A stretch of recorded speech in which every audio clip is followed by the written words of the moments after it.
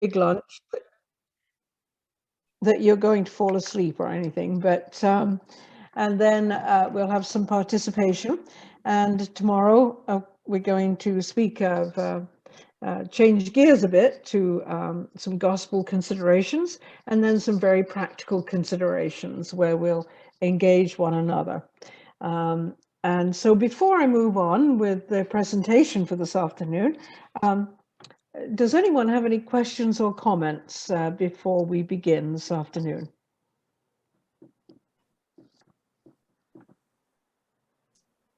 This is Denise. Are you going to make available the slides? Okay, thank you. I will, Denise, and I'll ask Susan if you wouldn't mind sending them out. And just to say, because I haven't copyrighted all the photographs, if it's just for personal use, if you want to sort of share anything, you're welcome to do so. But if you just remove or replace the photos with photocopies, if that's okay. Yeah, just the words. More important the words than the photos, even though they're beautiful. Yeah. No, I'll send them. I'll send them on. It might be easier to send them on all together, so you get them all together. Is that okay? At Sunday. So great. Any other questions or comments? Okay, well, without further ado, as they say, I'll share the screen and go back to a PowerPoint. So this morning, although we talked about interconnection, the main thrust of that was, what do we do about anthropocentrism? How do we move more into this community of life that speaks to the interrelatedness and interdependence within the entire family of God's creation? And I found some beautiful words from Brian Schwim and Mary Evelyn Tucker that I thought really sort of framed it well. And they say, waking up to our fundamental relationship with the cosmos will be a means of re-engagement with life as inherently valuable, thus to be cherished and fostered. The journey of the universe, and this was, by the way, an introduction to their video, The Journey of the Universe, enables us to connect more deeply with the universe and the earth of which we are a part. In doing this, we will appreciate the need for a vibrant human presence on the planet. That really is our invitation, isn't it? Thus, the integrating story of the origin and development of the universe, of Earth, and of humans could become an inspiring vision for our time, especially post-pandemic.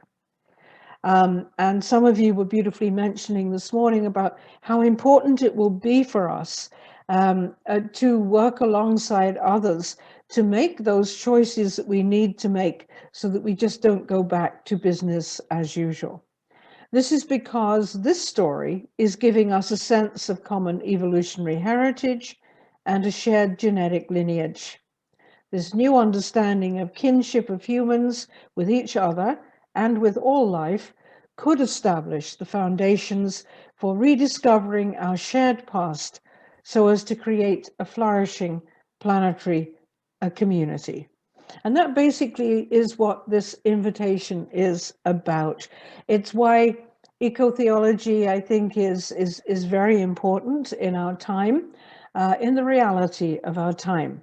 Now, the foundation for this sense of interrelationship and interconnection is based on both science and theology. When we come at it from a scientific point of view, we look at those things that cosmologists and other scientists have realized are principles that permeate the whole of creation, that permeate all of life. And those three great principles are differentiation or diversity, which gives life, the interiority we've spoken about, or subjectivity, and the principle of communion. And when we look at the whole sort of epic of life on Earth, we find these principles hidden in the depths of all that is created. So science has helped us to reveal those principles of the universe. Differentiation, that diversity, that all of us, every element of creation is different from the other, and that each creature is a unique manifestation of the divine. We all have distinctive gifts. The earth is a place of abundant and exuberant life. And then that great principle of subjectivity or inner depth. All are creative expressions of the divine, of the mystery of life itself. And then communion speaks to that interconnectedness. Together we are bonded in relation. Together we are bonded in a relationship. So the cosmological principles have also been articulated in this way in theological ways. Sorry, I realize I didn't give you the full screen here. And so then when we look at those great principles revealed by science of the universe, by cosmologists, we ask ourselves, well, where else are these principles manifest? And theologically, we find them manifest in the doctrine of the Trinity. And the Trinity, of course, for the family of Joseph is very important in our spirituality. But most theologians would say when we come to look at creation, the most helpful thing is to also look at an understanding of Trinity. Now, the classical representation of Trinity that you see sitting at the bottom corner of this particular slide is one that some of us find very static. I think priests who preach on Trinity Sunday always have a struggle. They say, well, what else are we going to say about Trinity? And they do this kind of mathematical equation of, 3 into 1. It doesn't always have a great vibrancy in our tradition. And I apologize for copying Sandra Schneider's blasphemy here, but when she spoke about this classical notion of the Trinity, she said, our religious imagination needs to be psychoanalyzed. It has reduced the Trinity to an old man, a young man, and a bird. And of course, that's what we see, don't we, in classical sort of iconography, in classical paintings of the Trinity. The young man, Jesus, the old man, the Creator, and the bird. Those representations have done us a disservice. I don't mean to be in any way disrespectful of them, but they've done us a disservice because of this dynamic understanding of God. And the Trinity, in many ways, is just a great vibrant heart beating in the middle of our faith and beating in the middle of creation. I always say, if we look around us in creation, Trinity is writ large in those great principles of life. That dynamic understanding of God. And that is better depicted in many ways. Strangely enough, it's also depicted similarly, the three, in Buddhism and in Hinduism. But in Christian artwork, this sense of Trinity as a more dynamic understanding of God is found in a variety of ways. The one that I've got at the top there is, in fact, a circle of 3 hairs. It's sometimes called rabbits, but 3 hairs. And this particular one is in in a small Anglican church, very near to where I grew up in England, in Suffolk, a very ancient church, and it has a stained glass window, and it's called the 3 Rabbits stained glass window, and it's a depiction of the Trinity. You can actually Google it and have a look at it. It's quite beautiful. And when you look at it, what you'll notice is not only is there a circularity or an active dynamism in that portrayal of Trinity, but if you look very closely, and you can only see two here because I blocked it with the classical picture, there are in fact three hares or rabbits, and they are interrelated all with one ear. So in other words, an ear connects them together.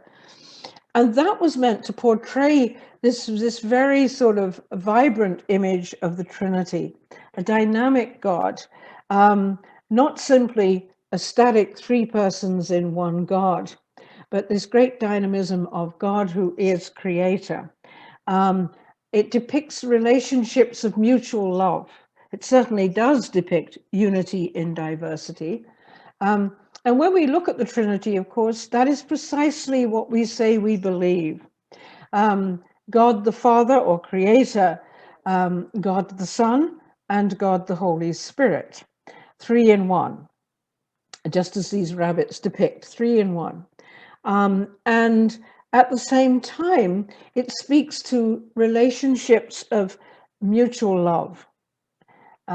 Those relationships of the Father with the Son, with the Holy Spirit, Creator, Redeemer, Holy Spirit, these beautiful relationships of absolute love, because God is love and defined by relationship in the Christian tradition. If you think that's what we say in the Creed every time we recite it. Relationships of mutual love. But what is the nature of that love? There's God, the Father or Creator, who has outpouring love into the whole of creation. Outpouring love into the whole of creation. The Son, both the historical Jesus, who obviously lived his life, death, and resurrection in a life of outpouring love. And then the Holy Spirit given us at Pentecost, who is poured out into the world. And the dynamic in the Trinity, then, when we see it from a less than classical view, is one of a relationship of mutual love, which is always expressed in an outpouring into the whole of creation, into an outpouring, as did Jesus, into healing and teaching, and ultimately, of course, the cross and resurrection. And then that constant presence of the Holy Spirit gifted to us as outpouring love, which, if we understand it, gives the very heart of our faith, the very heart of our faith, that great dynamism in it that calls us all the time. And I would say that there are three theologians who have magnificently articulated Trinity in terms of both creation and human relationships. The first, Catherine Laguna, who says in her text, God for Us, the Trinity and Christian Life, that very relationship of outpouring love, which characterizes our God, is at the very heart of the whole of reality. We see this perichoresis, this beautiful presence of the Trinity in all of life. And then again, the Protestant theologian Jürgen Moltmann, the Trinitarian relationship between the Father, Son, and Holy Spirit is so wide that the whole of creation can find space, time, and freedom in it. And last but not least, our own Sister Elizabeth Johnson, that Trinity, she says, epitomizes that connectedness of all that exists in the universe, a symbolic picture of totally shared life at the heart of the universe. So very, very important in theology, understanding theologies of creation. And that very thing that, as I say, for Christians is central and foundational to our faith, and for the family of Joseph, very much part of our spirituality. That great living into this reality of Trinity or relationship of love, which is always wide a wide relationship of love. And it is about reality. It's about God with us, God in all of reality. And perhaps one of the theologians that has best expressed that is the Brazilian theologian Yvonne Guevara. And Yvonne says, truly, I've learned more theology living in poor neighborhoods than in classrooms. At times, I wonder if the questions of traditional theology have any meaning to the poor. And the poor here means 80% of the population. Now, in addition to speaking about poorer people, she speaks about the earth as well. But she says that we really can't talk about Trinity at all. We really can't say as Christians we believe in this God who is Trinity unless we're prepared to get on the ground in the earth, in the gutters of the poorest parts of the world, with the children who suffer. And she's made it really very, very real for us that this lovely sense of Trinity, this beautiful doctrine of Trinity that coincides with scientific foundations, is alive. But it's alive only in as much as we enact a life in the Trinity for both creation and the poorest of the poor. And so it's a very active reality then. And I think Dennis Edwards, the Australian theologian, expresses it beautifully in his book, Ecology at the Heart of Faith. He says the doctrine of the Trinity calls us beyond our human comfort zone to an appreciation of nature in all its reality, including not only what we find ourselves responding to as beautiful, but also what at first seems alien and mysterious. Even what is alien, he says, can lead us into the radical mystery of love that surrounds us and that finds its expression in the diversity of nature, Trinity writ large in creation. And that should lead us to ethical practices that very much honor difference in the whole of creation within a loving community of mutuality. Mutuality between species, mutuality between ourselves with other humans as well. So I would say probably Trinity is the most important part of an eco-theology, and it always does lead us to action. One of the loveliest stories of Trinity that I heard came from Sister Linda, who's here, who at one time worked with indigenous peoples. And at one time, as she told me, she was in a conversation with a group of elders. And one of the fellows seemed to be falling asleep. So she thought he wasn't tuned in at all.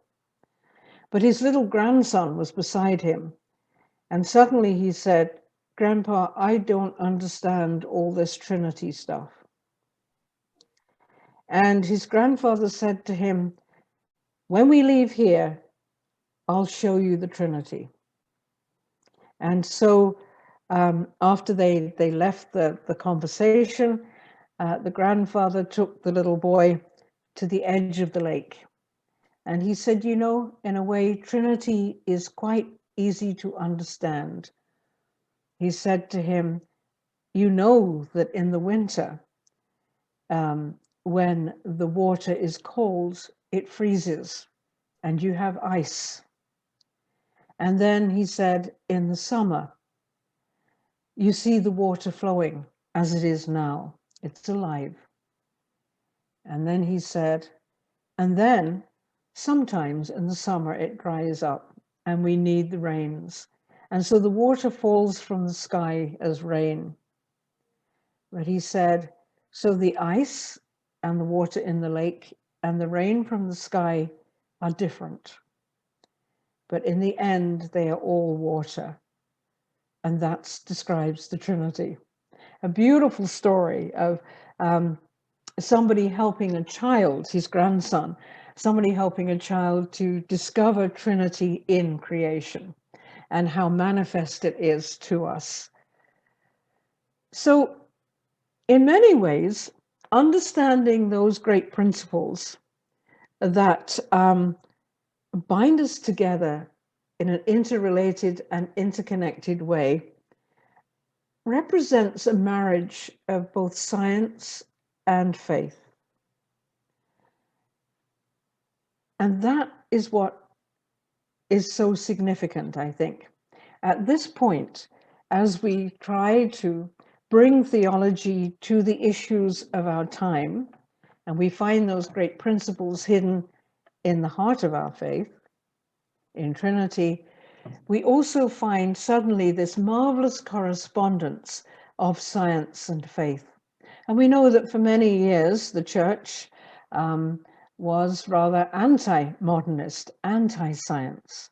And yet science is now seen to be a partner in our understanding of our cosmos and our understanding of how we should act morally.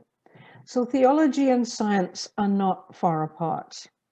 In a book called A Window to the Divine, Creation Theology, the Franciscan Zachary Hayes says this: theology need not fear science, nor tremble before the power of reason. Rather, both theology and science need to stand in awe in the face of mystery that is our world, and in the even greater mystery of God to which the world points. So theology and science become one. I first heard a conversation of that many years ago when I went to a conference in Montreal, a bioethics conference actually, and I was having dinner that evening with one of the geneticists from the Hospital for Sick Children where I used to work. And over dinner, he said to me, so who is God for you? And we had this remarkable conversation. And he said, you see, I didn't believe until I studied, and before he became a doctor, he was a physicist. And he said, it was when I discovered in my studies the beautiful and magnificent mysteries of physics, I realized that that represented something divine, that there was something as well that went beyond the limits of science. And so we have this, I think, this marvelous opportunity now, this invitation to embrace both, and both are always searching. And Pope John Paul II has said in the World Day of Peace for 1990, which, by the way, if you've never read that, is really quite a pivotal document that relates many things to creation, and it's available online. He said the nobility of the human vocation is to participate responsibly in God's creative action. And I think we are doing that now through the marriage of theology and science. And the church accepts the gifts of science, as science, I think, is increasingly becoming to respect some of the searchings of faith as well. And interestingly enough, it isn't something that is alien to our faith, to our theology. And just one example of that is Dolly the sheep. As you know, Dolly was created, cloned at the University of Edinburgh, and it was the first time a mammal had been cloned. And Dolly was in fact created out of adult stem cells. At around the same time, the medical profession were looking at possibilities for stem cell therapies. And the Catholic Church at least said, no, wait a minute. We can't use these because they may have come from aborted fetuses. And would it, interestingly enough, they're never taken from fetuses that have been miscarried, because the presupposition has to be that if there is a miscarriage, there could be something wrong with the fetus. Not necessarily, but there could be. And so they had to come from, in the early days, aborted fetuses. So the church said, now, wait a minute. We can't do this because it promotes abortion, or has the potential to. At the same time, Dolly, who was cloned, was showing a few problems of rather accelerated aging. And so what did the church do? They didn't say, well, sorry, tough, we're not going to consider stem cell treatment at all. What they said was, wait a minute, Dolly shows the capacity to use adult stem cells that don't require aborted tissue. And so what did they do? The church said, let's encourage our scientists, co-creators with God. Let's encourage our scientists to begin to look at therapies utilizing adult stem cells.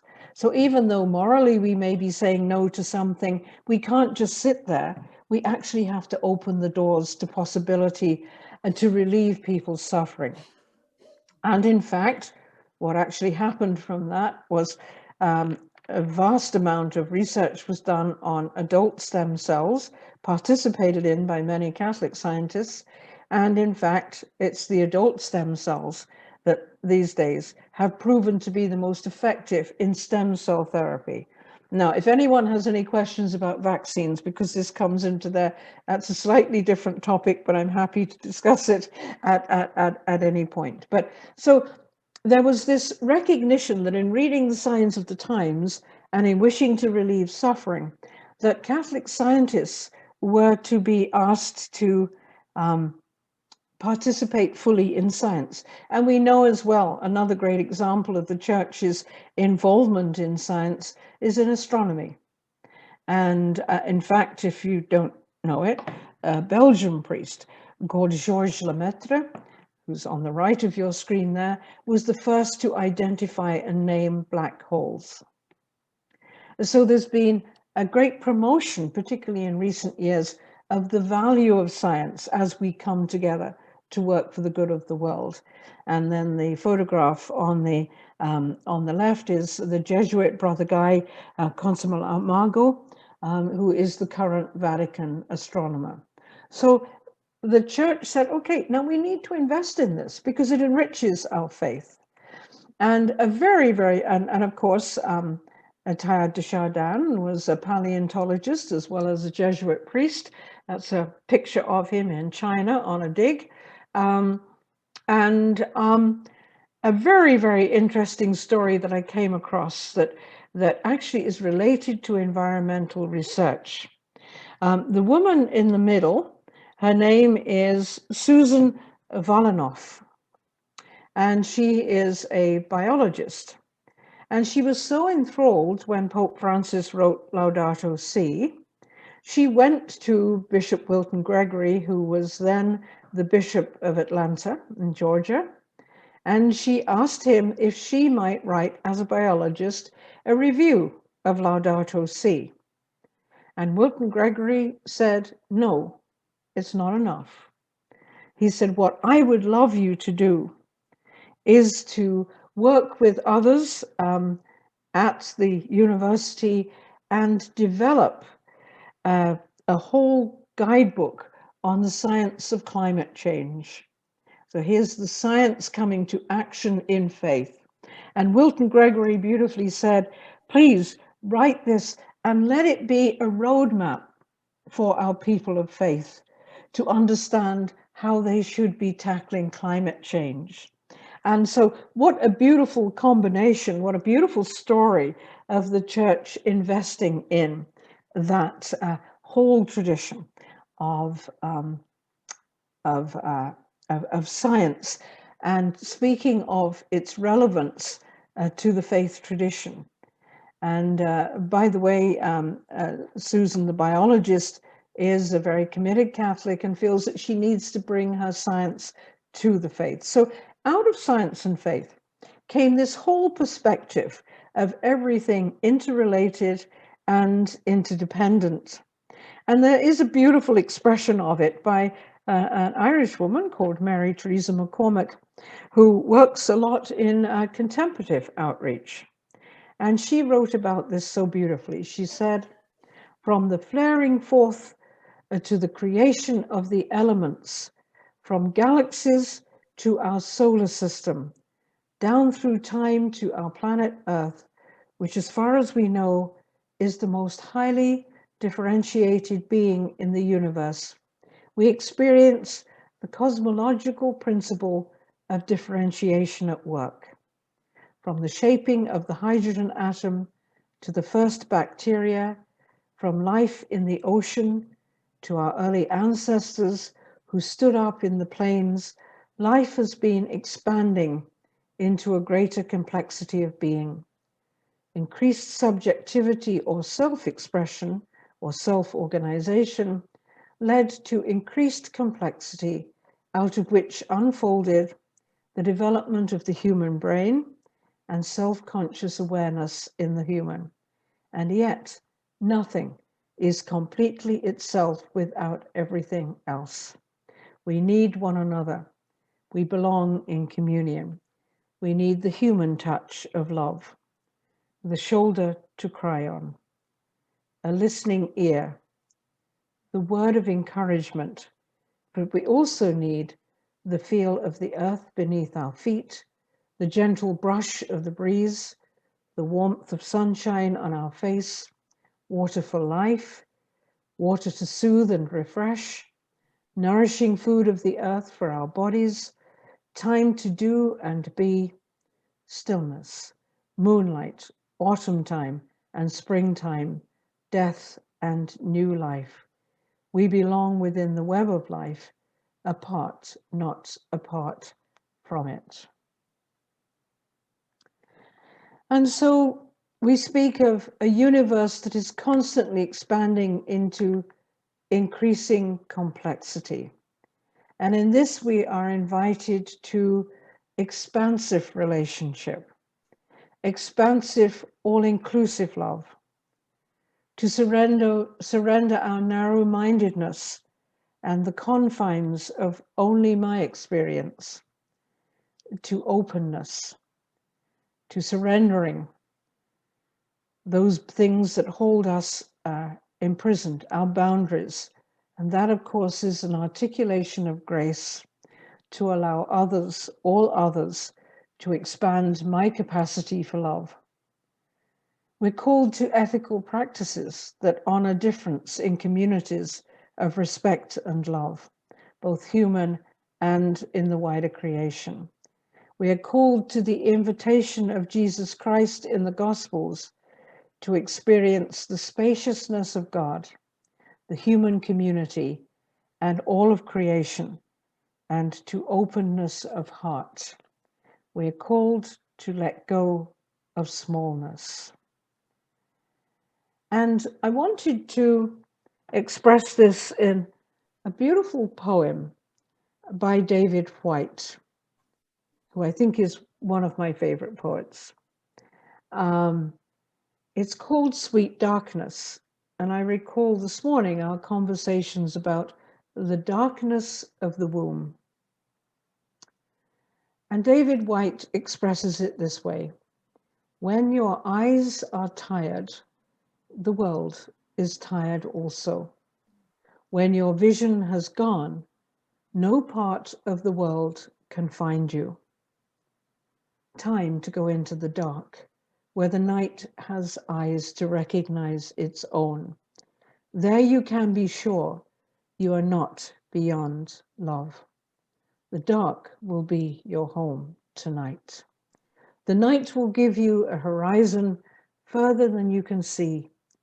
You must learn one thing: the world was made to be free in. Give up all other worlds, except the one to which you belong. Sometimes it takes darkness and the sweet confinement of your aloneness to learn. Anything or anyone that does not bring you alive is too small for you. It's that invitation to let go of our narrowness into that expansive inclusive love of the universe. It is, in other words, a certain call to a detachment from those things that keep us confined in the expression of our love, confined perhaps just to human care. I know that when we started out with ecology, some of our sisters would say, oh, for heaven's sake, think about all of those people suffering. And here you are planting lettuces down in Coburg. Well, of course, there was a reason for it. And it's difficult, isn't it? It's difficult for many of us to make that leap, to make that incredible leap where we embrace the truths of science and faith, where we look at them to be expanding. And what it calls us to, as I say, is a detachment. Now, I don't know about some of the older religious there, but I can recall years when I was terrified of that word detachment. It felt so cold, so icy, and I really didn't understand it well. And many, many, many, many years later, I should have told you, actually, I'm a retread. I was in a religious community when I was straight out of high school, and I left after 6 years. So in the interim time, I'm the one that's most shocked I ever came back. But in the interim time, I had a great life. Thank you very much. And one of the incidents of that life is I was living in London, England. It was my first ever nice old apartment, a Victorian house divided into two. And about every 3 months, a Benedictine monk, Brother Benedict Tutty, would come to stay with me. And Brother Ben originally stayed with some sisters that I knew very well. And they had closed their larger house, and they called me and they said, when Ben comes to London, could he stay with you? Now, the reason that Ben came to London was, of course, if anyone had known, it probably could have looked like a scandal, which it wasn't. But when Ben came to London, it was because he was quite a renowned sculptor. And he had studied at the great Abbey of Maritsu in Belgium. And Ben, at the time of liturgical change and beyond, when churches were changing their whole liturgical space, worked with an architect from Dublin in England, and they renovated the interior of churches. So he was an artist. So he would come and stay when they had a project in England. And one day, he arrived from Ireland for one of his stays, and he had with him a picture, which you can see on the right of the screen there. And it is, whether you can work it out or not, because it's rather abstract, a series of bound heads. And I looked at this picture. It's actually a lithograph by a friend of his. I looked at it and I thought, oh Lord, where am I going to put it? It didn't seem at all appealing to me. So I stuck it in the hall of the house. And then, some years later, Ben actually passed away. When it was back at his monastery, and he had a hemorrhage. Interestingly enough, he had had a previous subarachnoid hemorrhage. So I think that's why this particular artwork appealed to him. And he gave it as this wonderful gift. Well, some years later, after Ben had died, I kept looking at it, and I still didn't like it, and I put it in a cupboard. And then when I moved to Canada, and I was going through all my belongings, and I found this picture, and I thought, I haven't got the heart to let it go, because Ben gave it to me, and we were very good friends. So I packed it to cross the Atlantic, where it then went back into another cupboard. And then in my dotage, I re-entered religious life.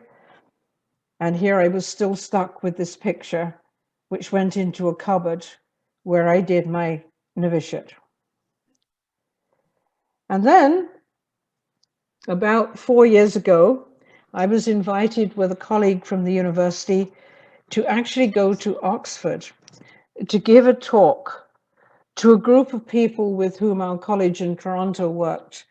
They were doctors, they were pastors, priests, psychologists, and Buddhist scholars who had gotten together to look at meditation as an intervention in medical practice.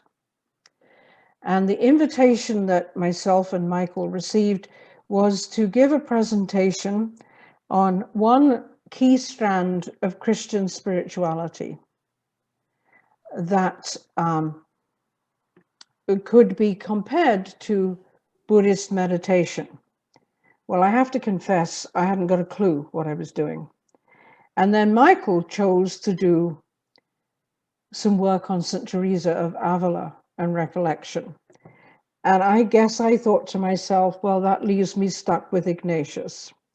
And so I began to look at it.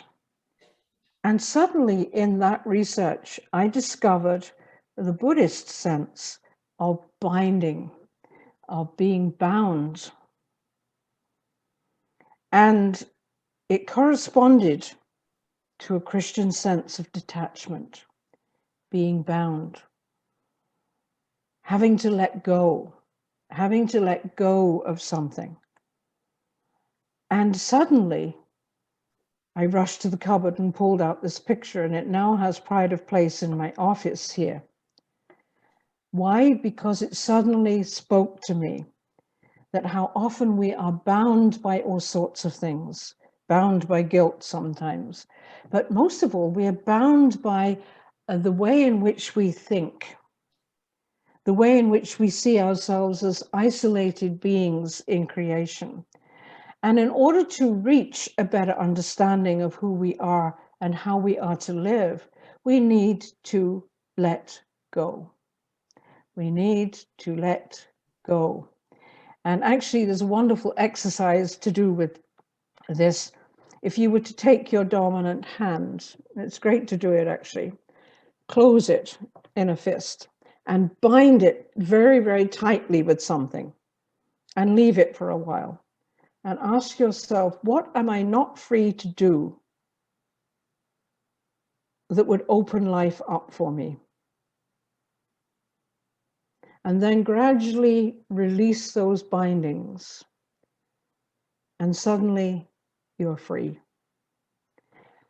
And so this beautiful sense of the three principles of the universe and of a dynamic understanding of Trinity unbinds us, or at least it calls us to become unbound, to be detached from certain ways of being, certain things that inhibit us from moving forward in care for the earth and for one another, that inhibit that beautiful sense of love to which we are called in an expansive universe. And so what I'm going to do is to ask if we could go into those groups again. The group who have the mic down in the main room and the group who are on Zoom. And if we could spend 15 minutes now asking ourselves, from what do I or we need to now be unbound in order to understand the universe better, in order to move into this interconnectedness, this interdependence? What do we need to let go of?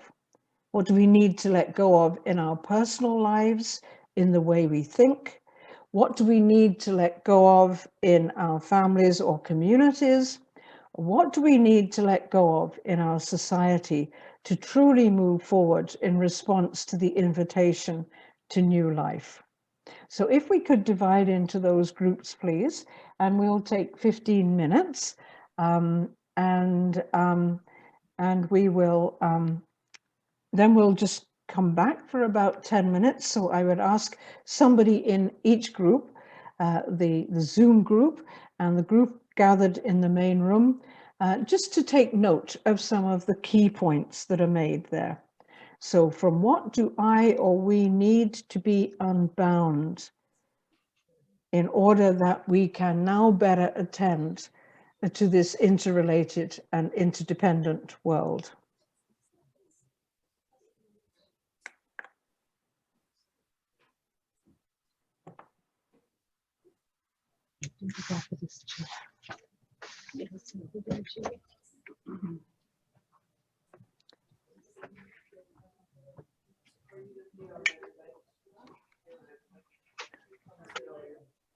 So would someone in our Zoom group please be prepared to just take down some highlights of what we share, please? I have a volunteer anywhere. And thank you, Denise. And we can unmute. Thank you. Okay, so.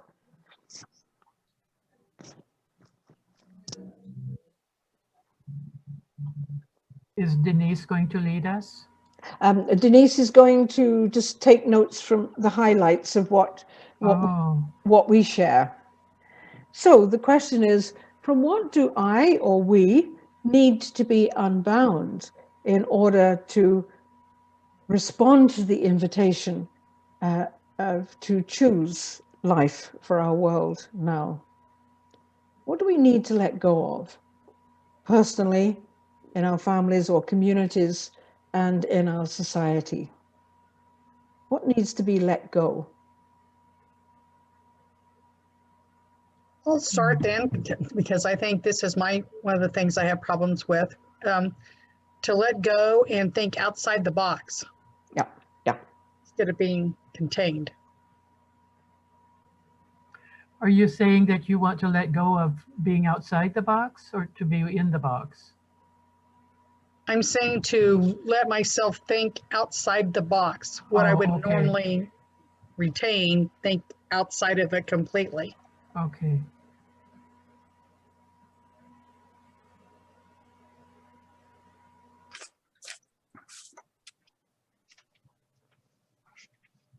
I would say this notion of separateness.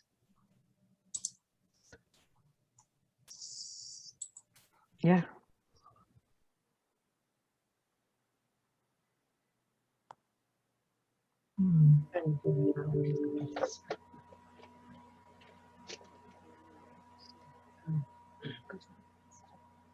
Well, I don't know if this is something that I really want to detach myself from, but I'm thinking of, I've been to Europe so many times I want to go again, of course, but I have to wait until the virus is finished, and I'll be 78 years old next month.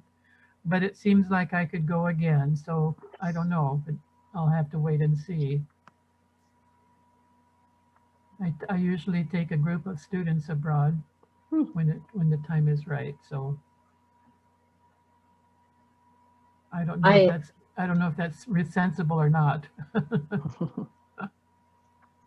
I want to return again to Valerie Kaur, and in a book called See No Stranger, she speaks about many things, but like when we are in a different attitude than another, you know, differing opinions than another, rather than just rejecting that opinion or kind of holding fast to my own, to say, that's a part of me that I don't know. And, you know, it really does make a difference to have that attitude that that's a part of me that I don't know. And it does really connect to not being separate, but rather that we are one.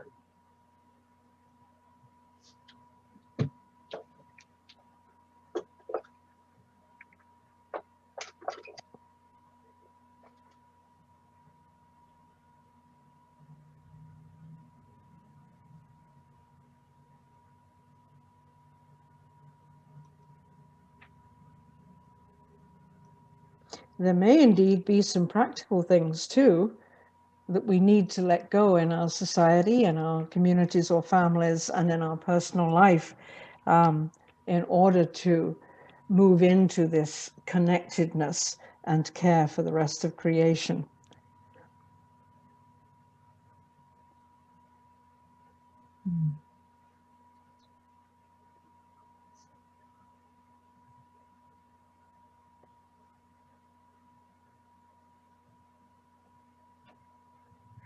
I find that there's a constant need to simplify and to just let go of physical stuff around me. It's so draining. And you start building up your little stacks of papers here and there, and then you have to go through them, and they just wipe you out. Mm-hmm. And it's like, so it's hard to have some clarity of mind and just a sense of peace. And certainly, you know, I really don't want to be one with a stack of papers. So it's just that whole, you know, simplicity and just, you know, staying committed to letting go as you go. Mm-hmm. Letting go as you go. I don't know how really to express this, but I don't know how to let go of the kind of life we live in the first world and how all the rest of the world lives. And I mean, it shows up in the pandemic. Even though we have many cases, we also have options for the vaccination. Mm-hmm. It shows up in water. It shows up in the ability to find food. You know, and even though in the United States we have a lot of immigrants, they still now live better than where they came from. Mm-hmm. You know, so because I live surrounded by this abundance, I don't know how to be at one with the rest of the world. Mhm. That's good. I have to say on that note, I find myself struggling. I have no answers, but I find myself struggling as a religious on what my vow of poverty ought to mean now. Thank you. Yes, definitely. You know, I think that for those of us who are members of a religious community, I think that we really need to, we're called to reflect again on what that really means. Because really we live a very good middle-class life, upper middle-class life, with all the comforts. I don't have to worry about where the mortgage is coming from or the rent. I don't have to worry that food is on my table or that I receive healthcare. And yet I often say we make the vow of poverty and everyone else keeps it for us. But I think it is a wonderful time for those of us who are religious to begin to re-explore what that meaning of the vow of poverty might mean, both in terms of spirituality and attitudes you've been talking about, and also this practical part too of what our lives ought to look like to be witnesses to ecological discipleship. Mhm.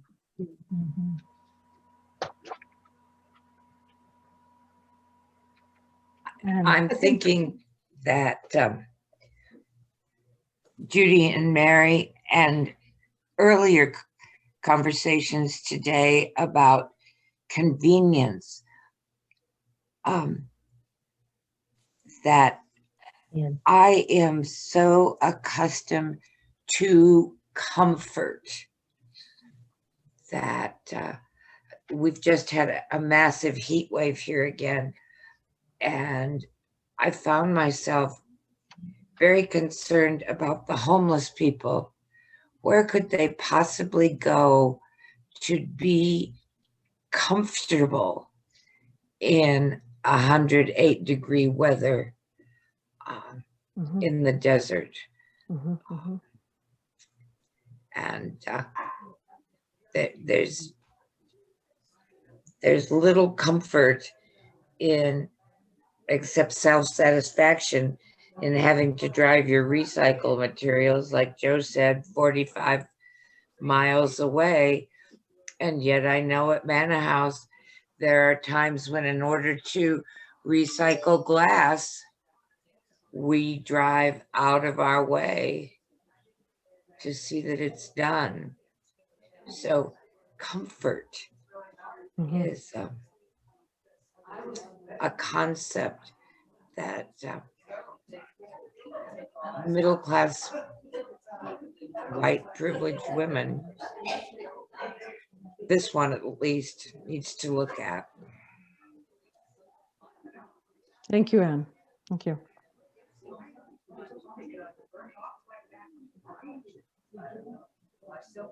I think we're getting background from them now.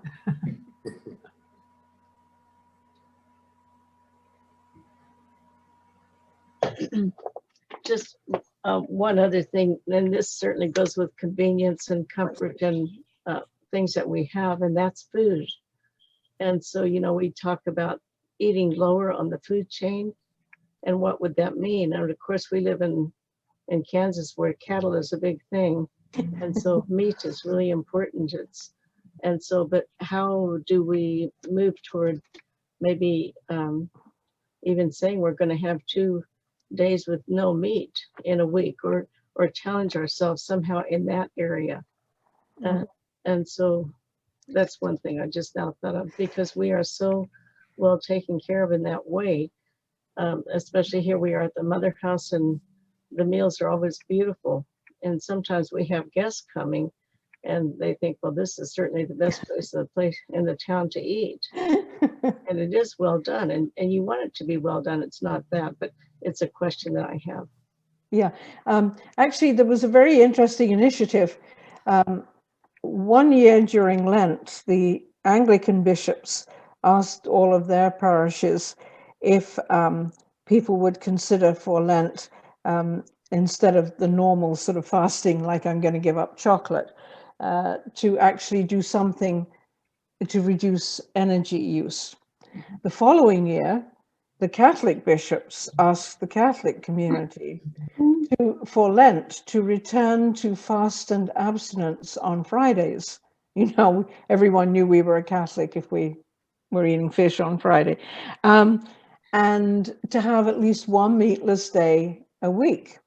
Well, then when it got a little bit towards the end of Lent, they kind of deceived everyone, because they said, well, now you've managed it for Lent, why don't we continue it and reestablish fast and abstinence on Friday? But it was done not only as a matter of Catholic identity, or in the case of the Anglicans, the Christian identity, but it was done with ecological issues in mind. And it was a way of returning to a tradition. In order to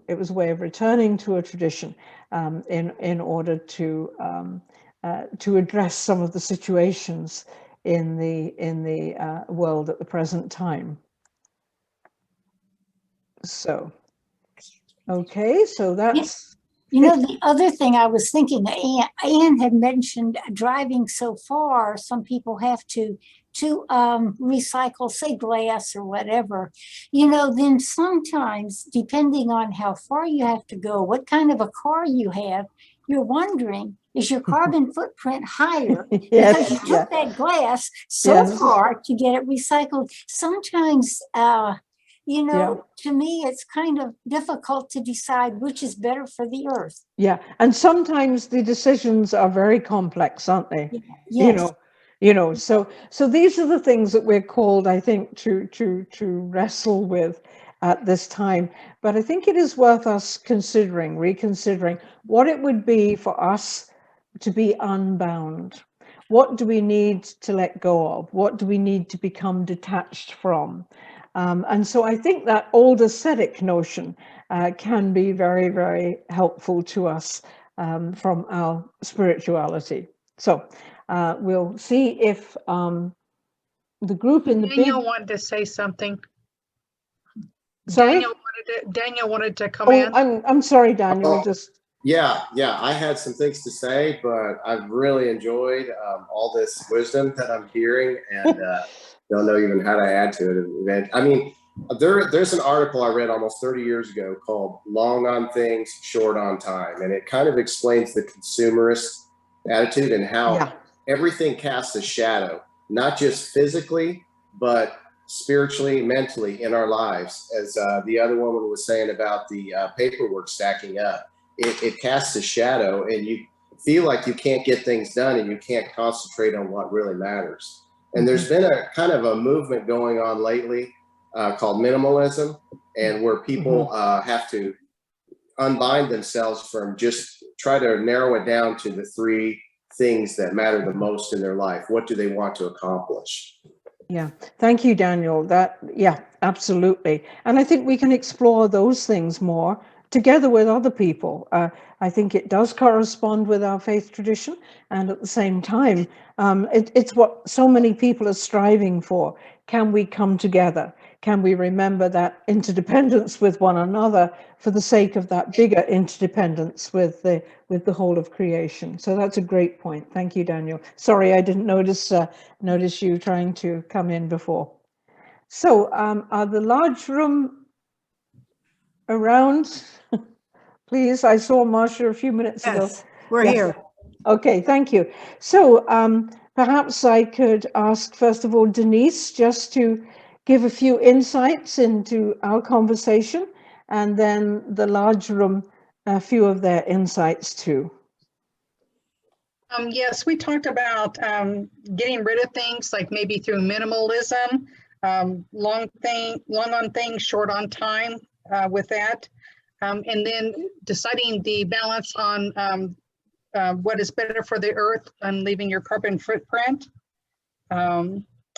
How we are used to having things in abundance like food and air conditioning, and how we can try to resolve that with helping the others.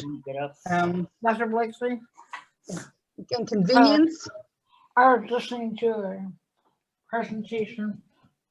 Nancy, okay. The convenience of that we're so used to in our lives, and even the struggle within religious communities about the vow of poverty.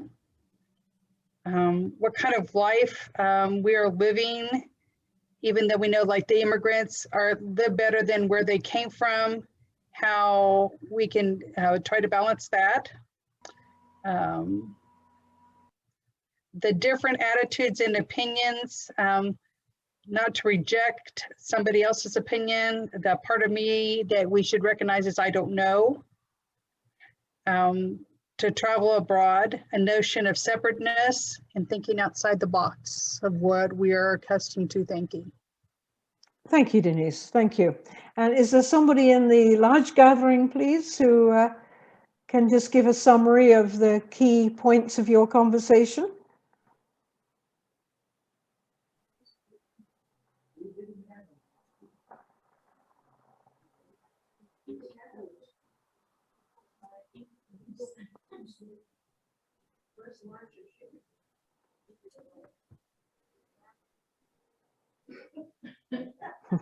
Anyone on the empty screen there?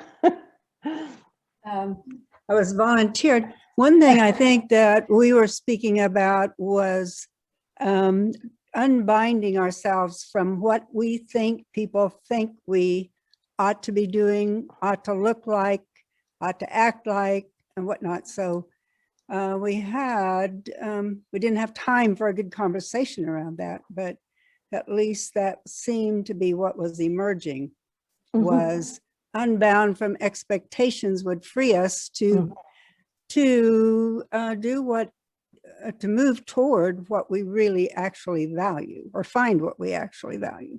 Yes, yeah, thank you very much, Marcia. And absolutely, so we can identify what really matters, ask ourselves that important question, in the end, what really matters.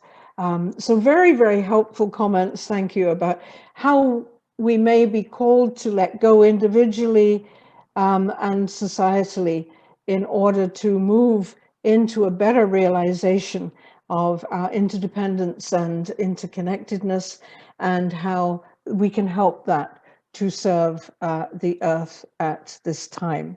So I'm going to suggest, if the timing is good for you, that we take a bit of a break now, and then we'll come back. And when we come back, I can hear you.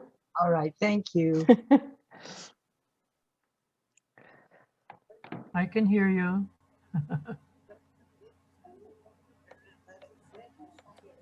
Okay, I think we're ready. Thank you, Marcia.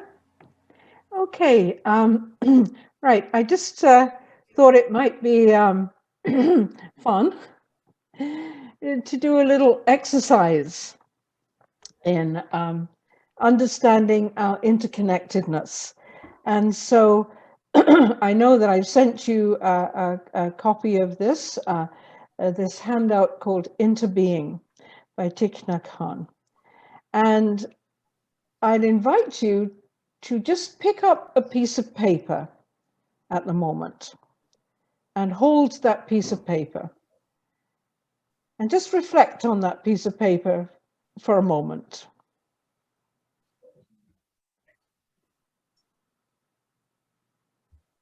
Feel it, look at it.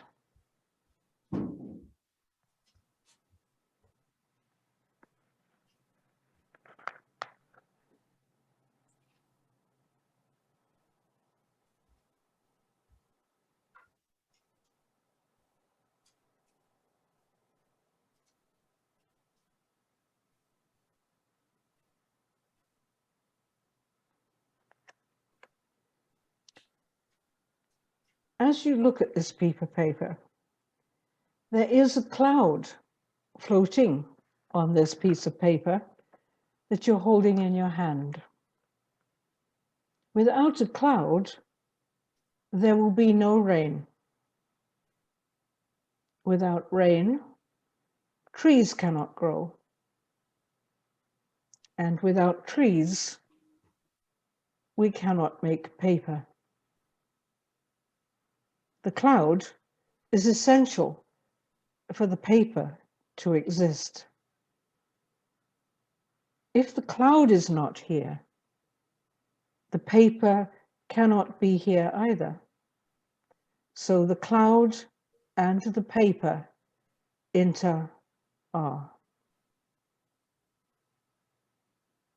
If we look into this paper even more deeply, we can see the sunshine in it.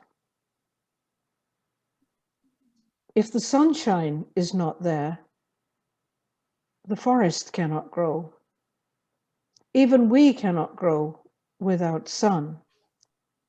And so we know that the sunshine is also in this sheet of paper. The paper and the sunshine are. And if we continue to look, we can see the logger who cut the tree and who brought it to the mill to be transformed into paper. And we see the wheat. We know the logger cannot exist without daily bread.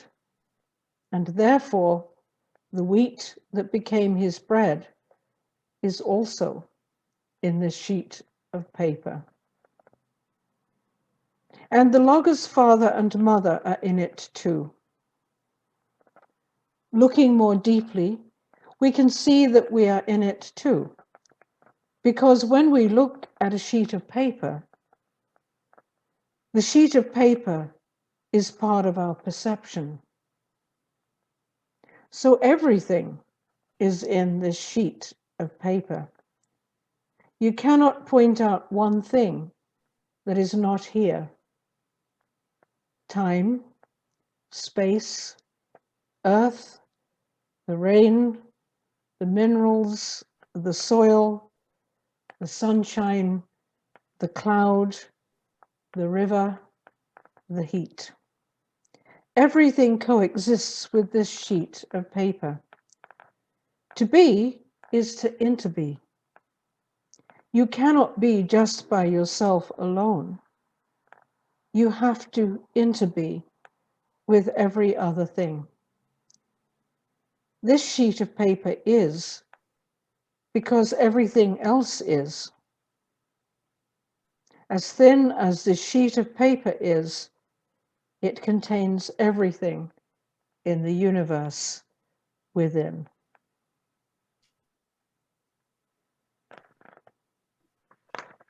Into being. I love that little exercise of Thich Nhat Hanh. I think it brings to mind everything that we can think of.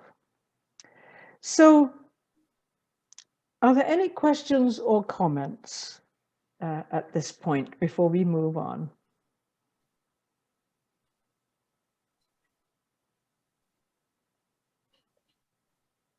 This exercise made me realize one more thing I have to become detached of, and that's my individualism. And perhaps as a nation, we are people that live very individual lives, more than other cultures do. Yes. I think that exercise was a matter of contemplation, it seems to me, because from what I know, and I'm not that schooled at it, I suppose, but when we know that people contemplate, they feel as though they're, in a sense, there's a space, but it's full. And contemplation is different from just thinking about this and this and this.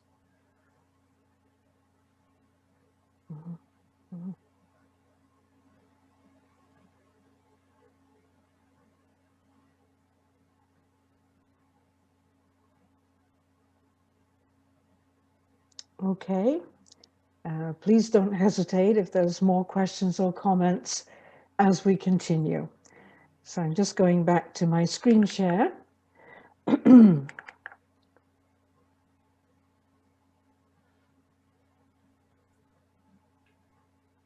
I hope.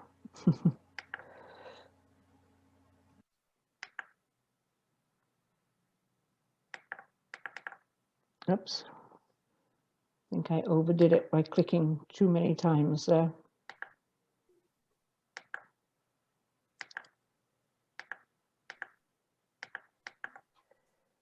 Something's going on here.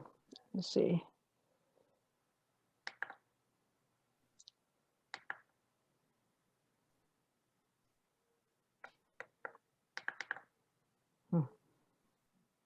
Sorry about this. Keep talking amongst yourselves.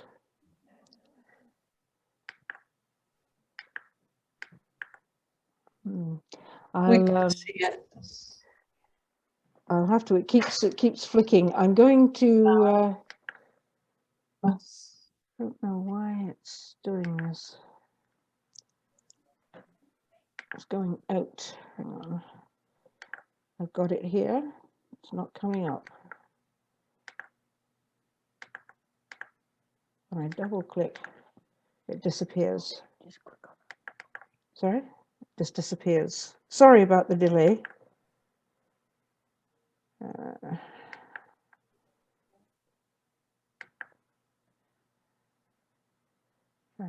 See, it just disappears.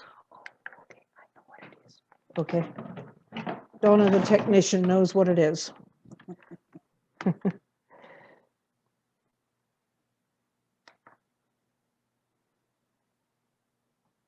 Ah.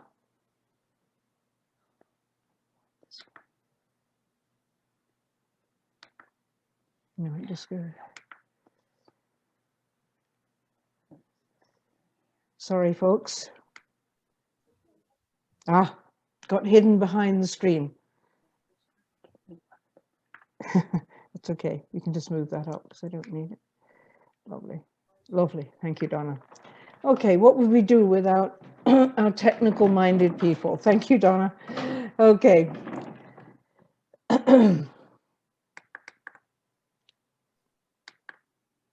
Okay, so thank you for those wonderful comments about unbinding that you had. So in order to unbind then, I think we need a greater recognition of a consciousness of the interconnection and interdependence of all life.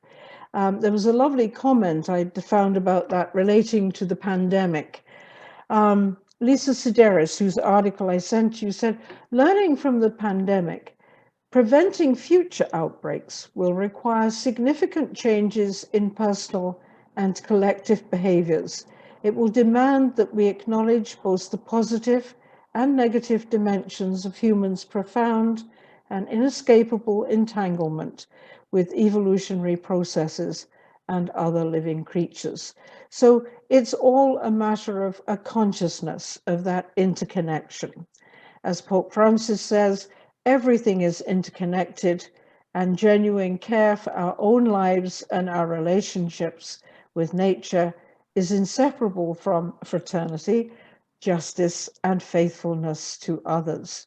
So this is this beautiful invitation to broaden a relational dimension in our faith traditions. And the picture here, by the way, is Pope Francis with Bartholomew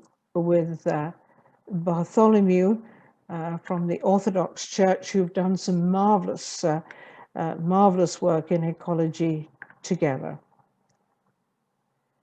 So consciousness raising is important with ourselves and when we're working with others. The more we become conscious, the more that we can lead one another to better ways of being for the earth. And so what we're really talking about is the relationship between nature and the society that lives in it, and reflection and debate about the conditions that are required for life. That's absolutely necessary. What is required for fullness of life? And interestingly enough, I think one of the finest documents on ecology, which you can still Google, is something written as long ago as 1988 by the bishops of the Philippines. And they wrote a wonderful document on what is happening to our common home. And I can assure you, I think it's one of the loveliest documents on ecology to read. But also, the bishops of the Philippines said this, that the earth is the ultimate pro-life issue, the conditions for life itself, the ultimate pro-life issue. Now, I'd be very grateful if one of you might be kind enough to tell the American bishops that, and ours are much the same. So the ultimate pro-life issue is the earth, because after all, there's no point talking about other pro-life issues if there's no life to sustain life. And I think that's a very important point the Filipino bishops made. And it always calls us to a transformation, to an involving, consistent ethic of life. And that, I think, is important.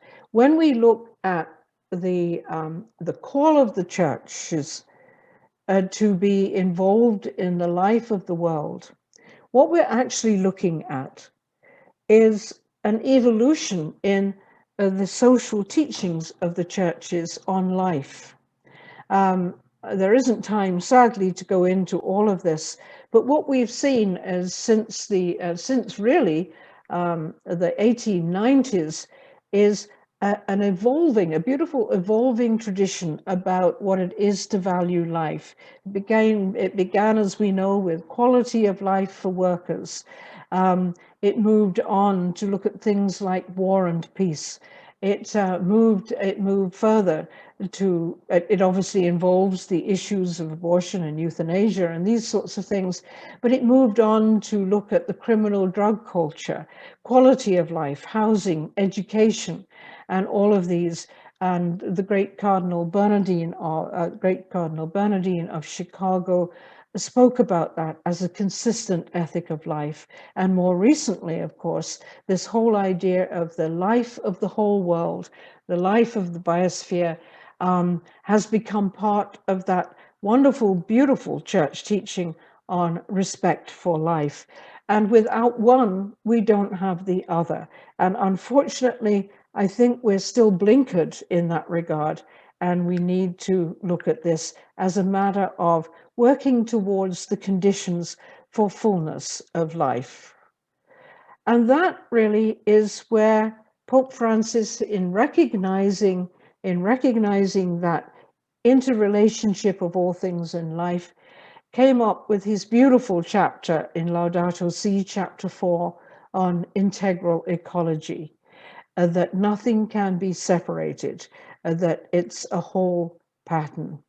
And he reminds us again, it cannot be emphasized enough how everything is interconnected. Time and space are not independent of one another, and not even atoms or subatomic particles can be considered in isolation, just as the different aspects of the planet, physical, chemical, and biological, are interrelated, so too living species are a part of a network which we will never fully explore and understand. A good part of our genetic code is shared by many living beings. It follows that the fragmentation of knowledge and the isolation of bits of information can actually become a form of ignorance unless they are integrated into a broader vision of reality. And so in subsequent documents, we hear, well, in Laudato Si, first of all, Pope Francis says, we're not faced with two separate crises here, one environmental and the other social, but rather with one complex crisis, which is both social and environmental. Strategies for a solution demand an integrated approach to combating poverty, restoring dignity to the excluded, at the same time protecting nature. And so in many of his subsequent speeches, we've heard Pope Francis saying, we can't separate out anything, that the health of the environment is dependent on the spiritual on the materiality of the environment, that connected to all of that is the social situation, the cultural place that we find ourselves in. It's definitely not separate from politics and or economics. And so when we come to vote, for example, all of this becomes really important. Nothing is separate in this vision that Pope Francis offers us in chapter 4 of Laudato Si of an integral ecology. And when we ask ourselves, how does a society flourish and how does each person within society flourish, we can only do so by getting rid of this fragmentation that's so much part of all of our systems, our education systems, our political systems, our businesses, our healthcare. All of these things are fragmented. We need to bring them all together for the sake of a society and the world to flourish. We need to look at things like climate change, the use of fresh water, the cycles of nitrogen and phosphates, oceans, the ozone level, biodiversity loss. We need to look at food, at water, at income, at education, at resilience, at people's voices, at the jobs that we have, the energy we use, social equity, gender equality, and health. This is what it is to really put into practice this belief in Trinity, this belief in the principles of the universe, this belief and living out of an integrated system. And that may sound pretty abstract, but I actually learned it in reality. Many years ago, in a very different incarnation, I worked in ophthalmology and blindness prevention. And I worked mainly in Southeast Asia, China, and the Indian subcontinent. And when I was working for a time in Bangladesh, I was asked if I would go together with our eye health specialist who had come out from New York to a tiny school, 2-room school in Bangladesh, probably about 15 miles from the capital, Dhaka. And what we were asked to do was to speak to school teachers about recognizing signs of vitamin A deficiency in children's eyes. And so off we went, and there were other school teachers who had walked many miles to come to the session. And the reason was that there was a great prevalence of vitamin A deficiency amongst children, which resulted in thousands and thousands of children going blind each year. And not only blind, but many died because it also affected the other epithelial tissues that are responsible for respiration, etc. And so we gave our talk, and we taught people how to recognize there's a special sign in children's eyes called a Beto spot. It's like a little triangle that looks like foam that will tell you if a child is vitamin A deficient. The reason we were doing it is because it is relatively cheap, first of all, to treat vitamin A deficiency, and secondly, to prevent it. And so we did our talk, we played a little while with the kids in the playground, the other teachers went back to their respective schools, and the children and the teachers at that little 2-room school went back in for lessons. And Chad and I were waiting for the bus to take us back to the city. And while we were doing so, we walked ahead of us to a very murky looking river. And at that moment, as we were standing there and just talking quietly, I heard a noise, a sort of rustling to my right. And I turned, and even though I'd worked in poor countries for quite some time before that, I saw what I think is the greatest icon, and I mean icon in as much as icons invite us in, of material poverty that I had ever seen. It was a very emaciated young woman with a baby at the breast who probably wasn't receiving any milk.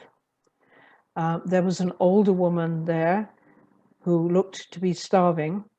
There was a little toddler, probably about 4, with all the signs of chronic malnutrition. Their home was a piece of UN-issued plastic over some twigs.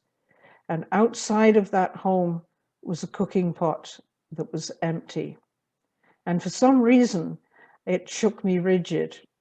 Now, it is for another topic entirely, but I can tell you that I would not be a Sister of St. Joseph today if that very poor woman had not looked me in the eye. I always say that she is probably dead now, but she gave me back my life. And so it was for me a tremendous awakening. When I got back to the city, I was speaking with the Bangladeshi ophthalmic surgeon with whom I was working on some of the more medical programs. And I asked him, I said, when we were coming to this country, I read that this was a very, very fertile valley.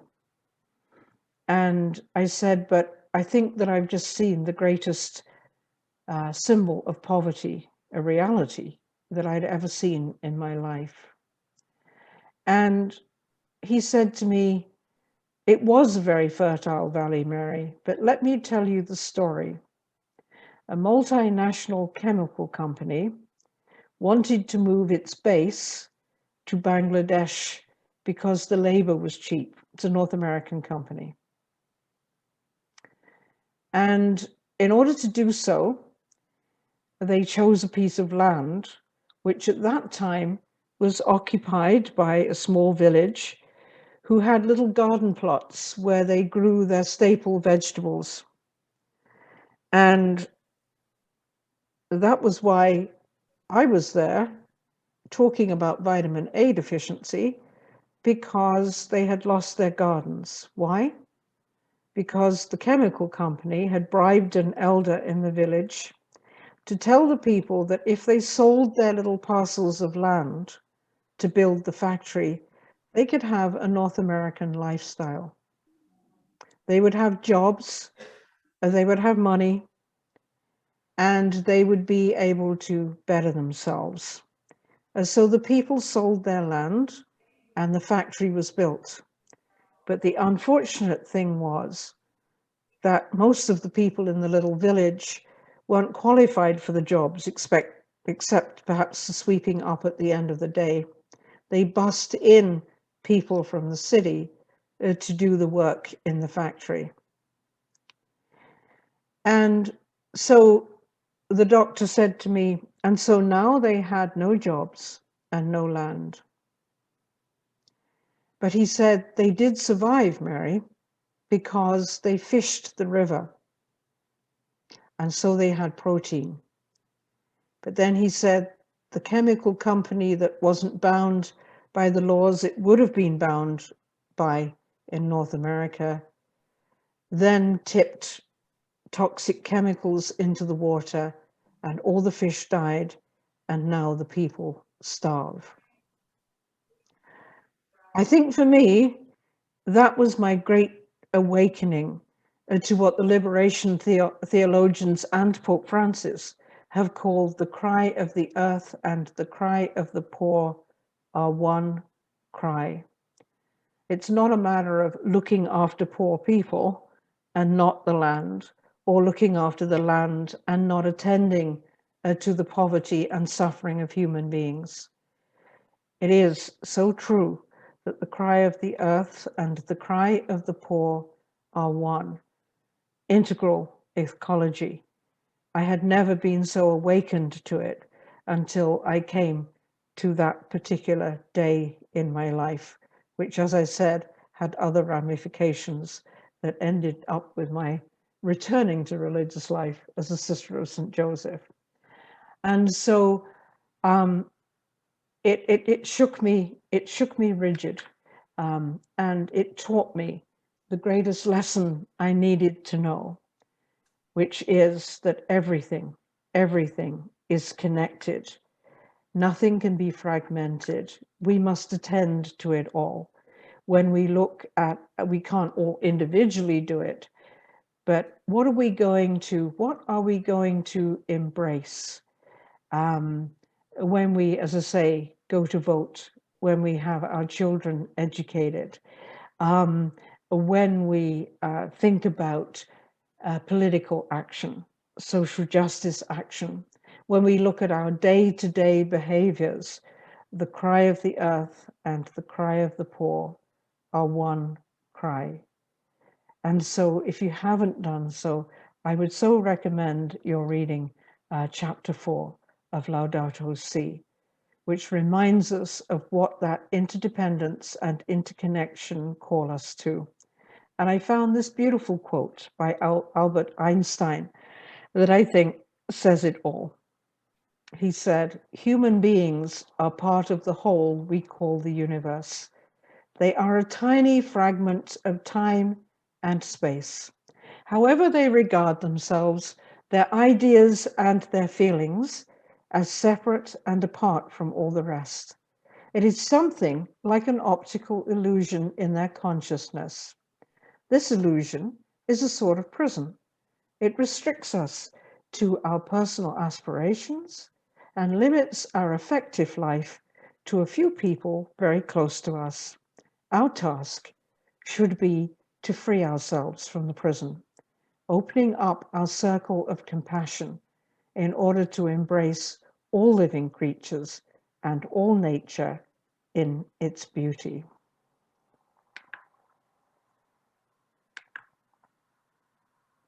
That is the expansive, inclusive love that we speak of when we look at what we are being called to in our time. And this is our time. And as Tom Berry says, this is our great work.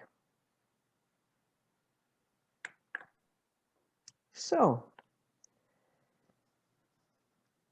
before we finish this afternoon, are there any comments, any questions, anything that you would like to add on this matter of integral ecology?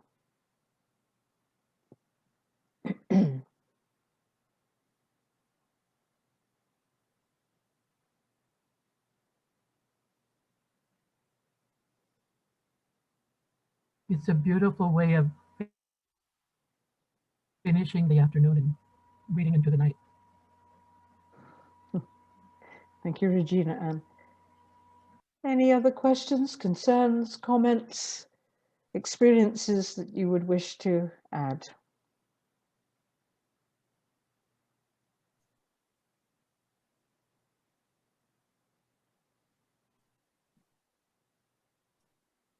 Okay, I take the quietness as a no. Thank you for being together today, for reflecting on this beautiful opportunity to choose life through recognizing and becoming ever more conscious of our oneness, ever more conscious of our interdependence, ever more called to that expansive, inclusive love that we are called to in our Christianity, in our humanity. And for those of us who are in the family of Joseph, we know those words very well: active, inclusive love for the earth. And so thank you very much. And I hope you have a wonderful Friday evening, that you can relax a little bit.